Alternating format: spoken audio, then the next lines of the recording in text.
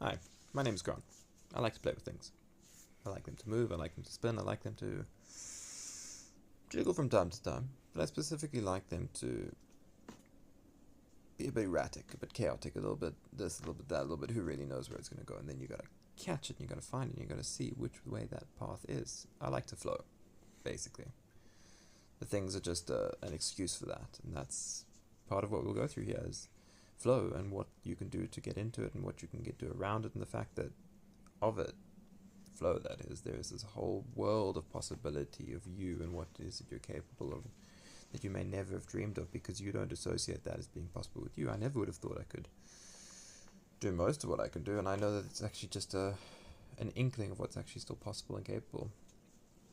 when we finally get around to getting serious about something. So in the meantime, these are all little things, just little some things which I found along the way, made along the way. Actually made all of the toys in this video, and I made them with pretty simple and affordable ingredients, and I'm happy to share those with you as well. So if you like that, follow. A big reason I ultimately come around to doing these things is because synchronicity, which is one of those things we'll also talk about, that felt experience which makes you feel like there's something more. Perhaps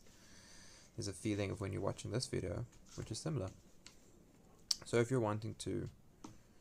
figure out ways to more easily come and be the best version of yourself and enjoy doing it and kind of take away some of those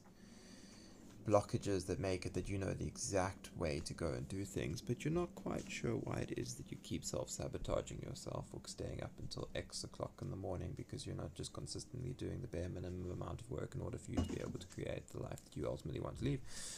lead, not wanting to call anyone out, but just saying, then stick around. Share this with a friend. It's going to be a hell of a ride. And where it is that we end up, it's quite something, and we get to all kind of help bring it into being. So that's the biggest thing with flow is no matter each piece may seem so different or disparate or separate from each other, they're all building together. The drop is just as important as the beautiful smooth contact, and learning to work with both of them is an opportunity to learn to work with the good and the bad parts of yourself and learn how to have compassion and grace for the inevitable fact that things aren't always going to go your way, and just kind of learning to see that, hey, there's a greater intelligence of ways to move here because I only know so many, and if I kind of slow down and allow that other